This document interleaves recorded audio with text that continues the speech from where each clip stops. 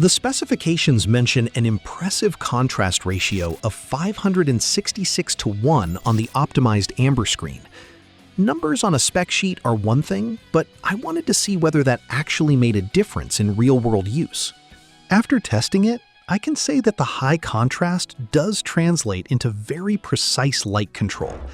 I printed several miniature models with sharp corners and complex details, and the printer cured resin exactly where it was supposed to. I did not notice the light bleed that sometimes softens fine details on lesser machines. One feature that genuinely saved me time was the intelligent automatic support generation. Normally, I might spend 20 minutes manually placing supports and double-checking everything to avoid failed prints. Here, the software handled the job in less than a minute.